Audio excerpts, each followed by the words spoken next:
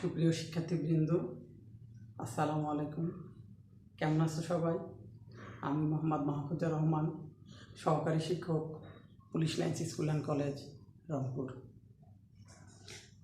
আজকে আমি হিসাব বিজ্ঞান বিষয়ের একটি গুরুত্বপূর্ণ অধ্যায় রেওয়ামিল নিয়ে আলোচনা করব। তোমরা জানো, ইতিপূর্বে আমি দশম অধ্যায়ের কতকগুলি ধারাবাহিক ক্লাসের মাধ্যমে বিষয়গুলো তোমাদের কাছে সহজ করে দেওয়ার চেষ্টা করছি। ঠিক এরই ধারাবাহিকতায় দশম অধ্যায়ের সাথে নবম অধ্যায়ের অতপ্রত সম্পর্ক রয়েছে। বুঝতে পারতেছ, আমি নবম অধ্যায় অর্থাৎ রেওয়ামিল অধ্যায় নিয়ে তোমাদের কাছে হাজির হয়েছি। শিক্ষার্থী বন্ধুরা, রেওয়ামিলটা আসলে কি? তোমরা জানো, আমরা যখন হিসাব বিজ্ঞানের হিসাবগুলোকে লিপিবদ্ধ করি তখন কতগুলো ধাপ অনুসরণ করি, যাকে আমরা হিসাব চক্র বলি। অর্থাৎ একটা লেনদেন সংগঠিত হওয়ার পর প্রকৃত ফলাফল পাওয়া পর্যন্ত, অর্থাৎ হিসাব শেষ করা পর্যন্ত কতকগুলো ধারাবাহিক প্রক্রিয়ার মাধ্যমে আমরা লেনদেনগুলোকে লিপিবদ্ধ করি। সেগুলোকে আমাদের বলা হয় হিসাব চক্র। মোটামুটি আমরা 10টি ধাপ অনুসরণ করে হিসাব চক্র সম্পন্ন করে থাকি। এই হিসাব চক্রের একটা গুরুত্বপূর্ণ ধাপ হলো রেওয়ামিল। তোমরা জানো, 10টি ধাপের মধ্যে আমরা সাধারণত 4টি ধাপের গাণিতিক সমস্যা সমাধান করে থাকি।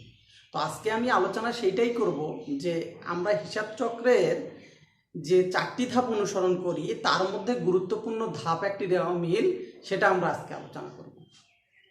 তাহলে আসো, হিসাব চক্রের 4টি ধাপ মূলত গাণিতিক সমস্যার জন্য আমরা যে করি সেগুলো কি কি আমরা দেখে নেই।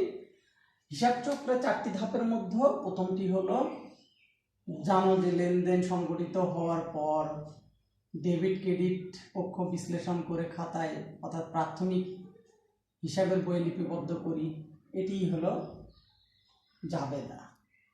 এরপরে আমরা কি করি? হিসাবের পাকা বই তৈরি করি। হিসাবের পাকা বই বলতে আমরা কোনটাকে বলে থাকি? এই যে জাবেদায় ডেবিট ক্রেডিট পক্ষ বিশ্লেষণ করে আমরা যে জাবেদা তৈরি করি, সেই জাবেদাগুলোর প্রত্যেকটি হিসাবকে শ্রেণী বিন্যাস করা হয় খতিয়ানের মধ্য দিয়ে। তাহলে এই খতিয়ানে প্রতিটি হিসাবে আমরা আলাদা আলাদা করে কিছু উদ্বৃত্ত পাব। তোমরা জানো, খতিয়ানে যে ব্যালেন্স সিডি আমরা তৈরি করি একটা সময় শেষে, সেগুলোই মূলত উদ্বৃত্ত। আর সেই উদ্বৃত্তগুলো দিয়ে আমরা আমাদের আলোচনার যে বিষয় রেওয়ামিল, সেই রেওয়ামিলটা আমরা এখানে প্রস্তুত করব। তাহলে আসো, জাবেদার পর আমরা খতিয়ান করি। খতিয়ানের পরে আমরা যেটা করব সেটি হলো রেওয়ামিল তৈরি করব। রেওয়ামিল তৈরি করব। পাশাপাশি রেওয়ামিল তৈরি করার পর আমাদের যে চূড়ান্ত ধাপটি, যাকে আমরা বলি আর্থিক বিবরণী বা ফলাফল, আর্থিক বিবরণী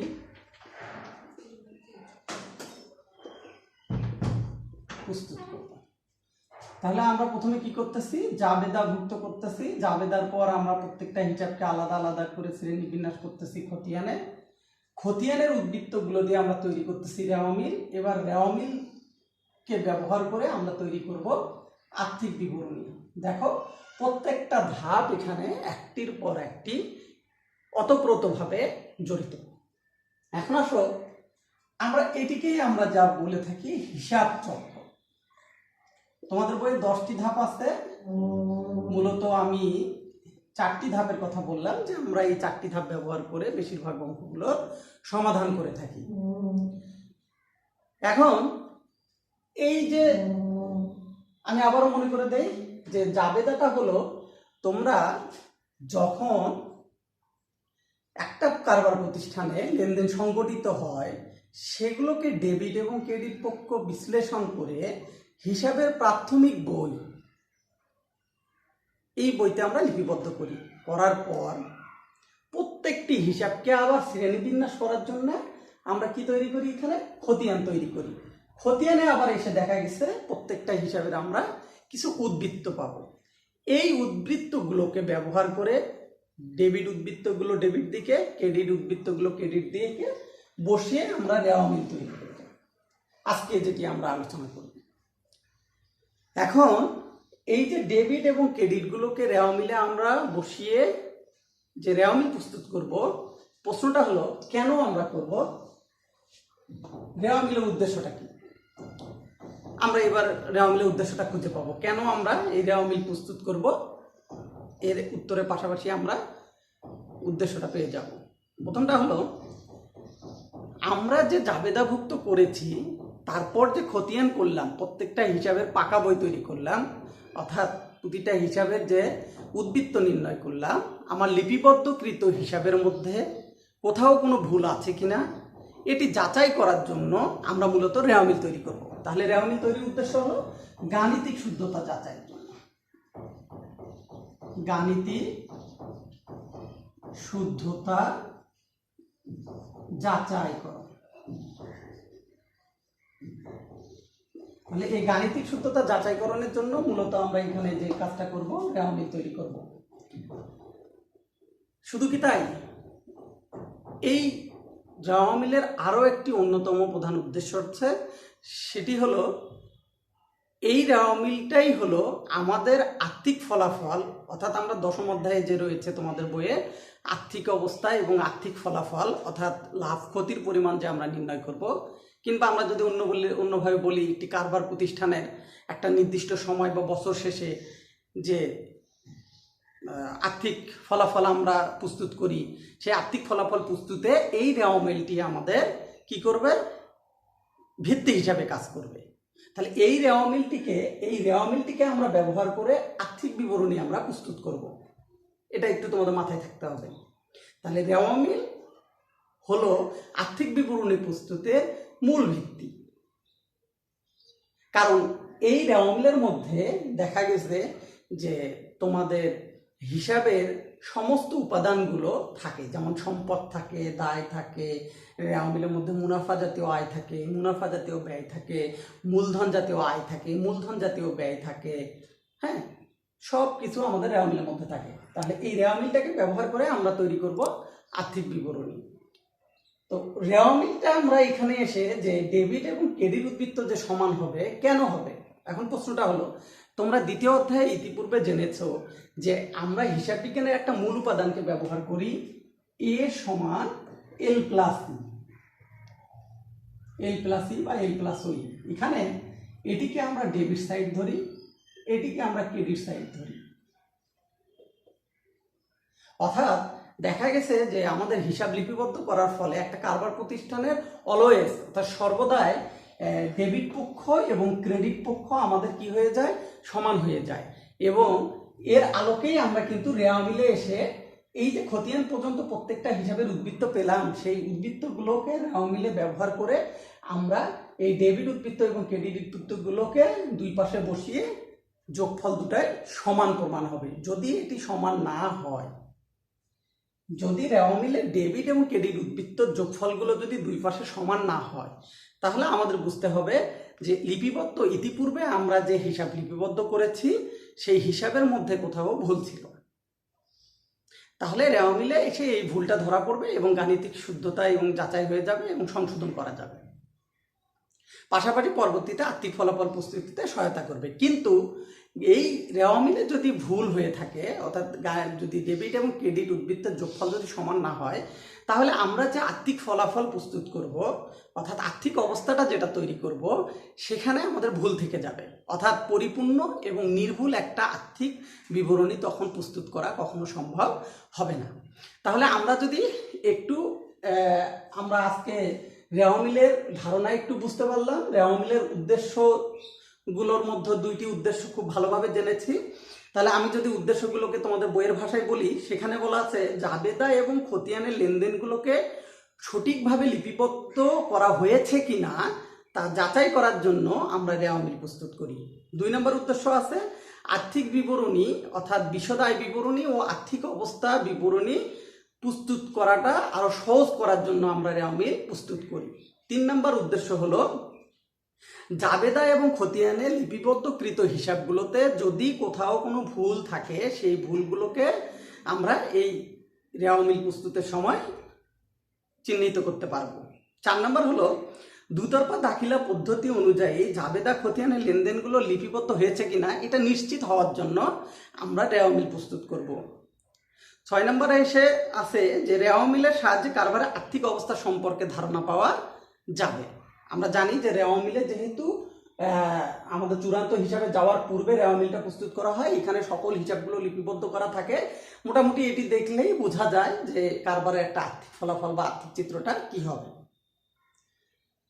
এখন আসো আমরা এই রেওয়া মিলটা যে প্রস্তুত করব, সেই রেওয়া মিল প্রস্তুত করার সময় তোমরা ইতিপূর্বে জানো যে হিসাব বিজ্ঞানের বা আমরা যে গাণিতিক সমস্যাগুলো সমাধান করি সেগুলোকে মোটামুটি নির্দিষ্ট কিছু ছক অনুসরণ করে আমরা নির্দিষ্ট ফরম্যাটে প্রত্যেকটি গাণিতিক সমস্যার সমাধান করি। তাহলে রেওয়া মিলের ঠিক অনুরূপভাবে কিছু নির্দিষ্ট পরিমাণ ছক রয়েছে, আমাদের সেই ছকটা অনুসরণ করে রেওয়া মিলটা প্রস্তুত করতে হবে। তো আমরা আসি রেওয়া মিলের যে ছকের মধ্যে আমরা রেওয়া মিল প্রস্তুত করব সেই ছকটি আমরা শিখব। খুব কঠিন কিছু না, তোমরা ইতিপূর্বে যে জাবেদার ছকটি তোমরা শিখেছ সেই জাবেদার ছকের অনুরূপ ছকটি হলো রেওয়া মিলের ছক। তোমরা জানো যে জাবেদার যখন আমরা প্রস্তুত করি তখন আমরা এইভাবে 5টি কলাম তৈরি করি। প্রথমে আমরা লিখি তারিখ, তারপরে এইদিকে আমরা লিখব হিসাবের নাম, শিরোনাম কিংবা বিবরণ। এখানে খতিয়ান পৃষ্ঠা ছোট্ট করে একটা ঘর দেয়, তোমরা জানো যে খতিয়ান পৃষ্ঠার ঘরটা আমরা এখানে ব্যবহার করি না, এটা ফাঁকাই রেখে দেয়। তারপরে আমাদের এটা দিতে হবে ডেবিট এবং ক্রেডিটের টাকার কলাম দুটি ঘর থাকে। মনে রাখতে হবে ডেবিটের টাকার কলাম এবং ক্রেডিটের টাকার কলাম যেন অবশ্যই সমান হয়। এই গেল মোটামুটি তোমাদের, সরি এখানে কখনো তারিখ হবে না। আমরা রেওয়া মিল প্রস্তুত করার সময় আমরা জাবেদার সময় তারিখ লিখেছিলাম, সেখানে আমরা লিখব এখন ক্রমিক নাম। এখানে লিখব হলো হিসাবের নাম বা বলতে পারো বিবরণ। খতিয়ান পৃষ্ঠা, ডেবিট টাকার ঘর,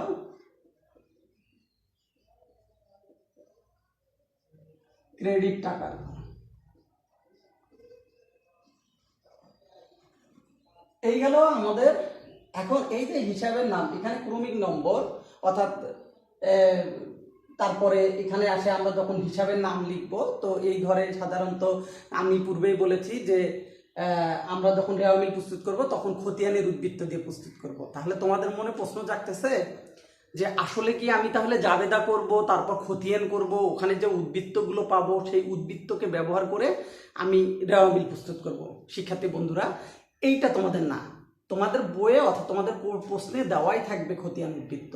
তোমরা সেই উদ্বৃত্তগুলোকে ডেবিট উদ্বৃত্তগুলোকে ডেবিট দিকে, ক্রেডিট উদ্বৃত্তগুলোকে ক্রেডিট দিকে বসাবা, এটুকুই তোমাদের কাজ।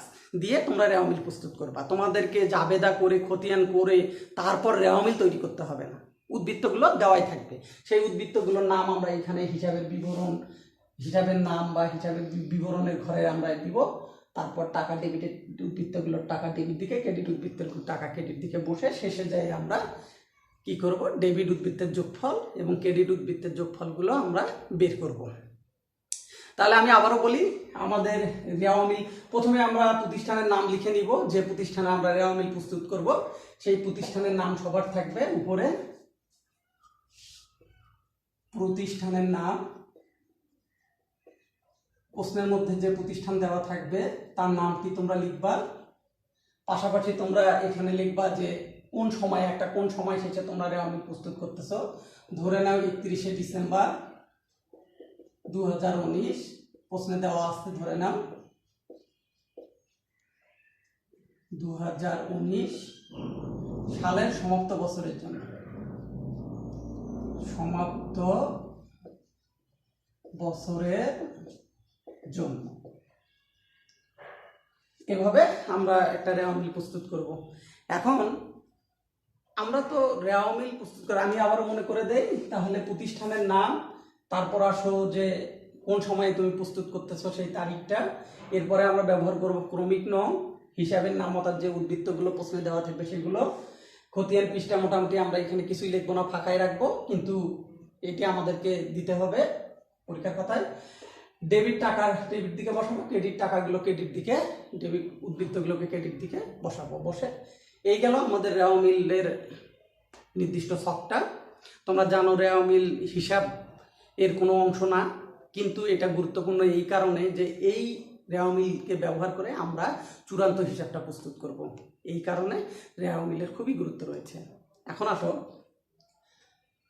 আমরা শুধু কি ছকটি জানলে আমাদের রেওয়া মিল প্রস্তুত হবে না, এটিকে সহজ করার জন্য আমি তোমাদেরকে কিছু ফর্মুলা অর্থাৎ কিছু নিয়ম তোমাদেরকে এখানে উপস্থাপন করব। যে নিয়মগুলো তোমরা যদি ফলো করো তাহলে তোমাদের রেওয়া মিল প্রস্তুতটা অনেক সোজা হয়ে যাবে। রেওয়া মিলের সাধারণত দুইটা দিক থাকে, আমি বলছি যে একটা ডেবিট টাকার ঘর, একটা ক্রেডিট। ডেবিটে কোনগুলো বসে, কোন দফাগুলো, ক্রেডিটে কোন দফাগুলো, এগুলো কতগুলো নিয়ম যদি আমরা অনুসরণ করি খুব সহজেই আমরা এগুলা পোস্টিং দিতে পারবো, অঙ্কটা আমাদের সঠিক হবে। তাহলে আমরা এখন শিখব যে কোনগুলো ডেবিটে বসে,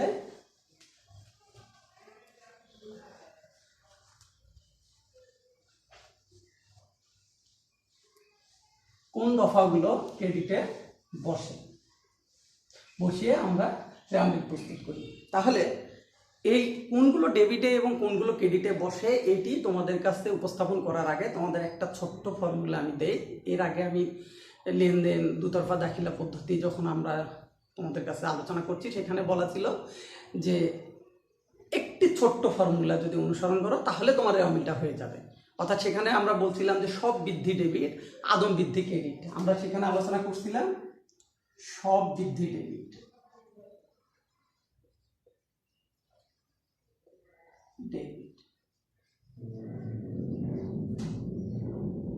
আদম বৃদ্ধি ক্রেডিট।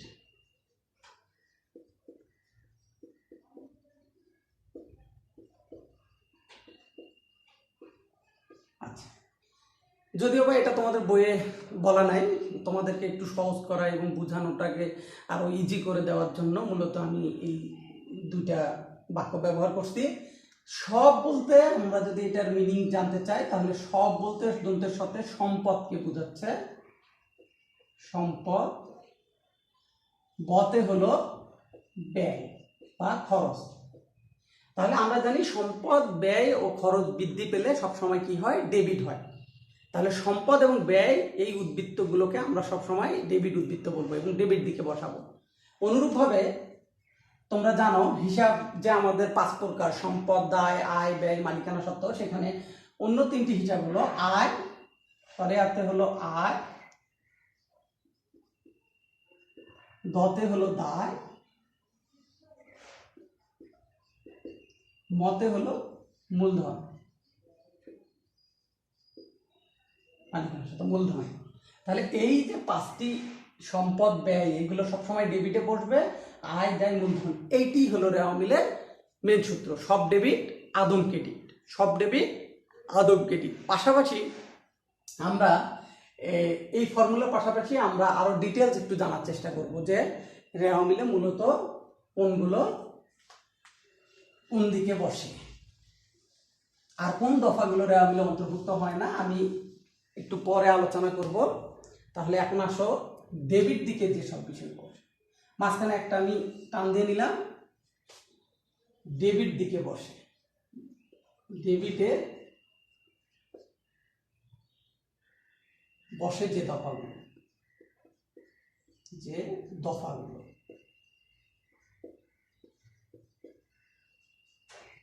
ক্রেডিটে বসে যে দফাগুলো,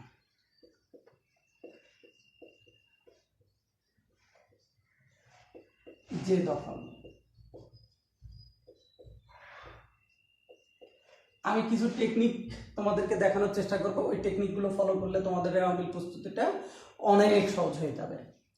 তাহলে ডেবিটে বসে কোনগুলো, আমরা কি শিখছিলাম, সব ডেবিট,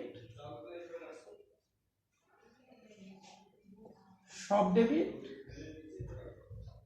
আদম ক্রেডিট।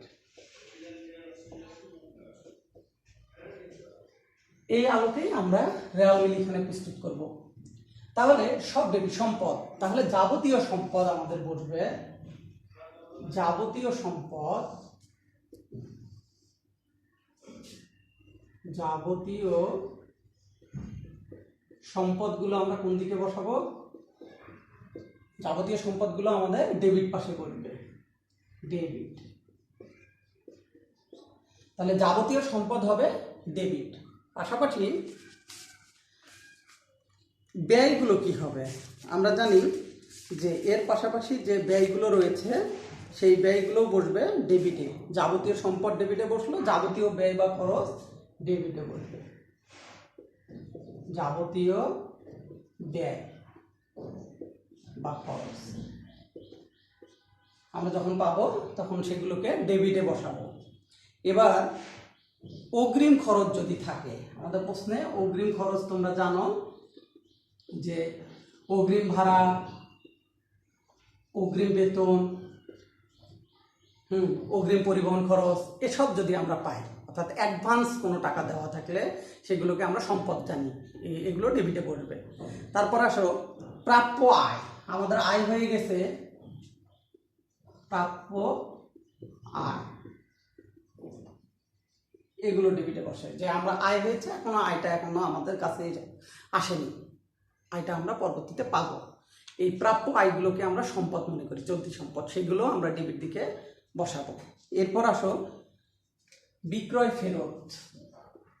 তোমরা জানো বিক্রয় হলো আয়, ক্রেডিটে বসে, ফেরত হলে হয়ে যায় ব্যয়। ব্যয় তো বলা যাবে না, বিক্রয় হলো আয়, ফেরত হলে আয়টা কমে যায়, আয় কমলে ডেবিট হয়। তাহলে বিক্রয় ফেরত এখানে বসবে। আমি পরবর্তীতে আরো সহজ করে দিব, এইটি ডেবিটে বসবে। পাশাপাশি উত্তোলন, উত্তোলন আমরা জানি যে প্রশ্নে যদি উত্তোলন থাকে, উত্তোলন সবসময় ডেবিট হয়, উত্তোলন ডেবিটে বসবে। বিনিয়োগ, তোমরা জানো যে তোমাদের কারবারে মুনাফা বা লাভের জন্য যখন কারবারের কিছু অর্থ কোথাও খাটানো হবে, এটিকে আমরা বিনিয়োগ বলি, এটি কারবারের এক ধরনের সম্পদ, দীর্ঘমেয়াদী বিনিয়োগ, বিনিয়োগ ডেবিট হবে। তারপর প্রদত্ত ঋণ, আমরা জানি যে ঋণ সাধারণত দায়, ক্রেডিটে বসে। প্রদত্ত ঋণ মানে কি? ওই প্রতিষ্ঠানটা কোথাও ঋণ দেওয়া হয়েছে, অর্থাৎ এটি তার সম্পদ, প্রদত্ত ঋণ। মনে রাখবা, শুধু ঋণ দায় আর প্রদত্ত ঋণ হলো সম্পদ, বিনিয়োগের মতো। এবার আসো ক্রেডিটে কোনগুলো বসে? আয়, এই যে আমরা একটু আগে দেখলাম শরিয়াতে আয়, তাহলে যাবতীয় আয়, যাবতীয় আয়গুলো কোথায় বসাবো আমরা? যাবতীয় আয়গুলো আমরা ক্রেডিটে বসাবো, অর্থাৎ আয় উদ্বৃত্তগুলো ক্রেডিটে বসবে। তারপর যাবতীয় অনুপার্জিত আয়, অনুপার্জিত আয়, অনুপার্জিত আয় কোনটা? তোমরা জানো যে একজন ডাক্তার সেবা দেয়নি, অথচ সে অগ্রিম টাকা নিয়েছে, সেবা না দিয়ে টাকা নিয়েছে, এই টাকাটা ডাক্তারের কাছে হলো অনুপার্জিত আয়, ইংলিশে বলে আনআর্নড রেভিনিউ, অর্থাৎ এটিকেও এক প্রকার দায়, এটাও ক্রেডিট দিকে বসে। তারপর আসবে তোমাদের সকল প্রকার দায়গুলো এখানে বসবে।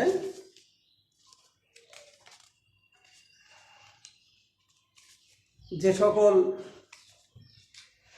যাবতীয় দায়, যাবতীয় দায় সমূহ ক্রেডিট দিকে বসবে।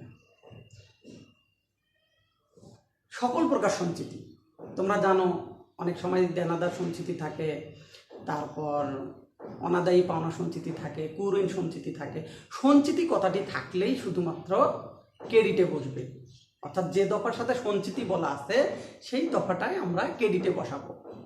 শুধুমাত্র মনে রাখতে হবে, আবারও বলছি, একটি সঞ্চিতি বাদে। তোমরা যদি এই একটি সঞ্চিতি মনে রাখো তাহলে বাকি সমস্ত সঞ্চিতিগুলোকে তোমরা ক্রেডিটে বসাবা। তাহলে একটা সঞ্চিতি ডেবিটে বসবে, সেটা কি? পাওনাদার বাট্টা সঞ্চিতি, পাওনাদার বাট্টা সঞ্চিতি। আমি এখানে লিখলাম পাওনাদার বাট্টা সঞ্চিতি, পাওনাদার বাট্টা সঞ্চিতি, এটি শুধু ডেবিটে বসবে। সকল প্রকার সঞ্চিতি লিখলাম ক্রেডিট, সঞ্চিতি তাহলে যে কোনো সঞ্চিতি বলা থাকলে ক্রেডিটে বসবে, শুধু আমাদের খেয়াল রাখতে হবে যে পাওনাদার বাট্টা সঞ্চিতি, যেটাকে আমরা ডেবিটে বসাবো। তারপরে মূলধন, আমরা জানি মূলধন ক্রেডিট।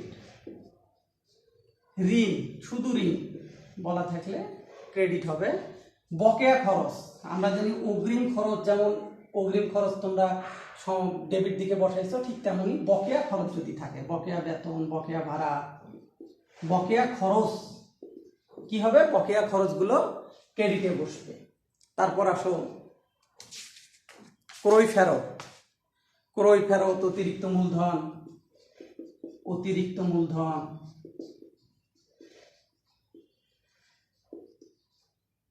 ক্রয় ফেরত।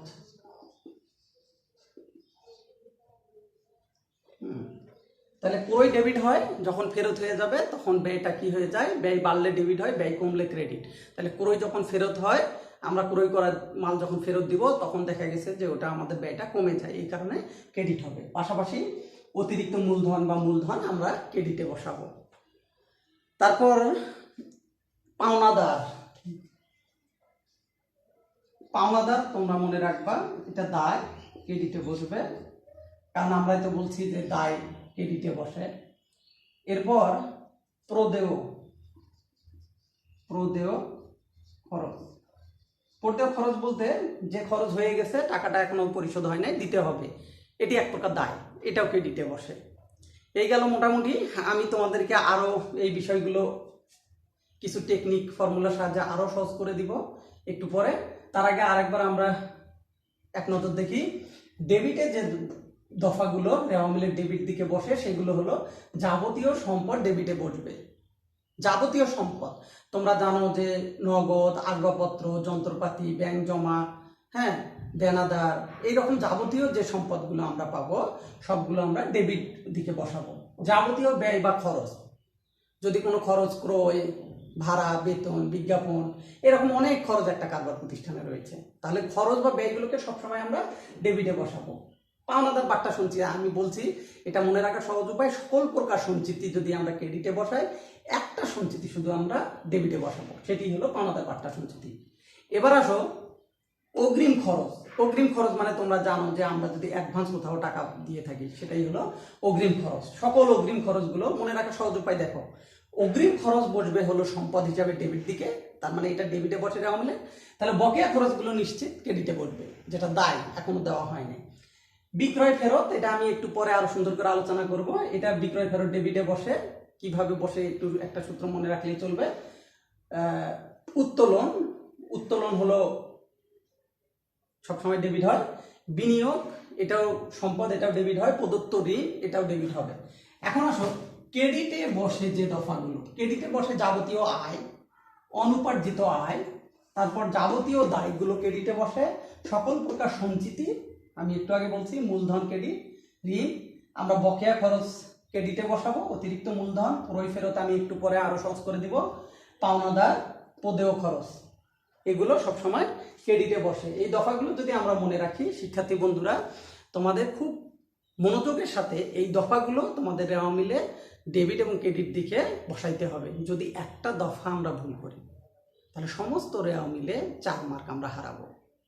সেই কারণে প্রত্যেকটা দফা, কোনগুলো ডেবিট উদ্বৃত্ত, কোনগুলো ক্রেডিট উদ্বৃত্ত, কোনগুলো ডেবিট দিকে বসে, কোনগুলো ক্রেডিট দিকে বসে, প্রত্যেকটা হিসাবকে, অর্থাৎ প্রতিটা দফাকে সুন্দর করে আমাদের এই রেওয়া মিলে পোস্টিং দিতে হবে। এখন আসো আমি আরো একটু সহজ করে দিব যে ডেবিট এবং ক্রেডিটে কিভাবে জিনিসগুলো মনে রাখা যায় সহজে। আচ্ছা, দেখো আমি লিখব যে সকল দফাগুলো ক্রেডিটে বসে, যে সকল দফা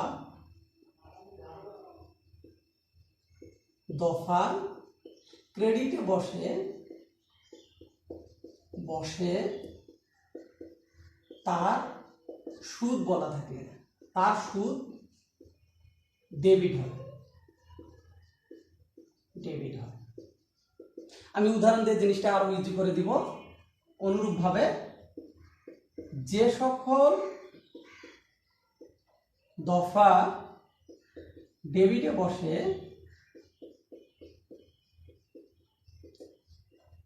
তার সুদ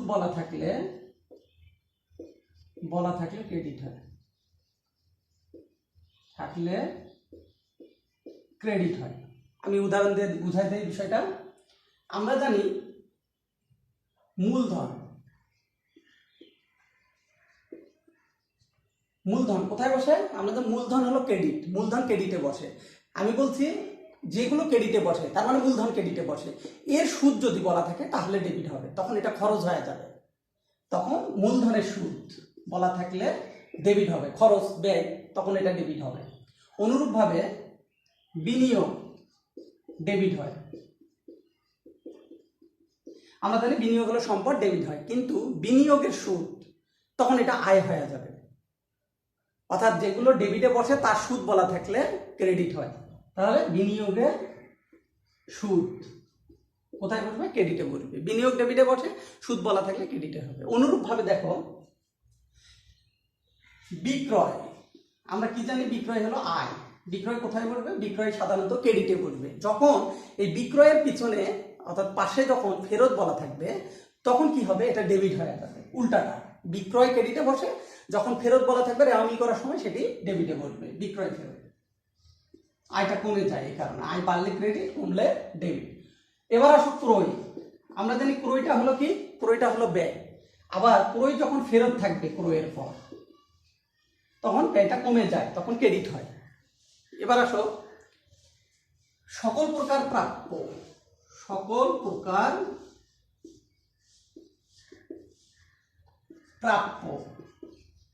প্রাপ্য আয়, বিনিয়োগ, প্রাপ্য বিনিয়োগের সুদ, প্রাপ্য কমিশন, এগুলো কি হয়? ডেবিট দিকে হয়, সম্পদ, চলতি সম্পদ। এবার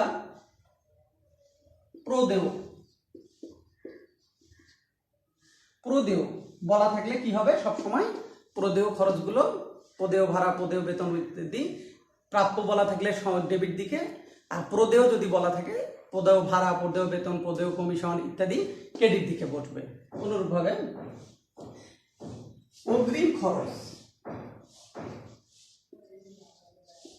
অগ্রিম খরচ আমরা ডেবিটে বসাবো, তাহলে বকেয়া খরচ কোথায় বলবে? বকেয়া খরচ দায়, এগুলো ক্রেডিটে বলবে। সকল প্রকার সঞ্চিত ক্রেডিট,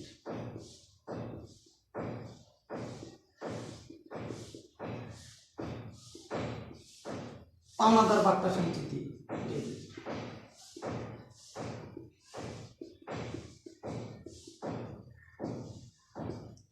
তাহলে আমরা কিভাবে মনে রাখবো? আমরা জানি যেগুলো ডেবিট, যে দফাগুলো ক্রেডিটে বসে তার সুদ বলা থাকলে ডেবিট হয়, যে দফাগুলো ডেবিটে বসে তার সুদ বলা থাকলে ক্রেডিট হয়। যেগুলো ডেবিটে বসে তার ফেরত বলা থাকলে ক্রেডিটে বসে, যেগুলো ক্রেডিটে বসে তার ফেরত বলা থাকলে বিক্রয় ফেরত যেমন, এগুলো ডেবিট হয়। আবার যেগুলো ডেবিটে বসে তার ফেরত বলা থাকলে উল্টোটা ক্রেডিট হয়। প্রাপ্য, সকল প্রকার প্রাপ্য বসবে ডেবিটে, প্রদেয় বলা থাকলে বসবে হলো ক্রেডিটে। দায়, অগ্রিম খরচগুলো ডেবিটে বসবে, বকেয়া খরচগুলো ক্রেডিটে বসবে। পাওনাদার বার্তা সঞ্চিতি, আমি বলছি যে একটা সঞ্চিতি শুধু ডেবিট, বাকি সকল প্রকার সঞ্চিতি, যে সঞ্চিতিই বলা থাক সবগুলো ক্রেডিটে বসবে। আর আমরা জানি মূলধন বসে হলো ক্রেডিট, আর বিনিয়োগ বসে হলো, বিনিয়োগ উত্তোলন বসে হলো ডেবিট দিকে। এখন আরেকটি বিষয় আমি আলোচনা করে আজকের ক্লাসটা শেষ করব, সেটি হলো শিক্ষার্থী বন্ধুরা, খুবই গুরুত্বপূর্ণ। তোমাদের সাধারণত পরীক্ষায় প্রথম 2 মার্কের একটি প্রশ্ন আসে যে কোন দফাগুলো রেওয়া মিলে অন্তর্ভুক্ত হয় না, কোন দফাগুলো রেওয়া মিলে অন্তর্ভুক্ত হয় না। আমি ডিটেলস আলোচনা করব না, যতটুকু পারি আমি তোমাদেরকে সহজ করে দেওয়ার চেষ্টা করব। যে দফাগুলো রেওয়া মিলে অন্তর্ভুক্ত হবে না সেই দফাগুলো আজকে আমরা এখানে আলোচনা করব।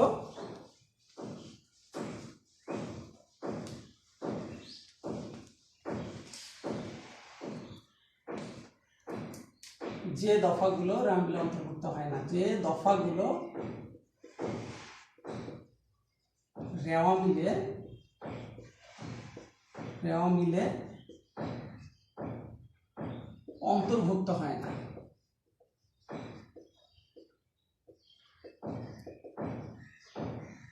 1 নম্বর হলো প্রারম্ভিক নগদ টাকা, প্রারম্ভিক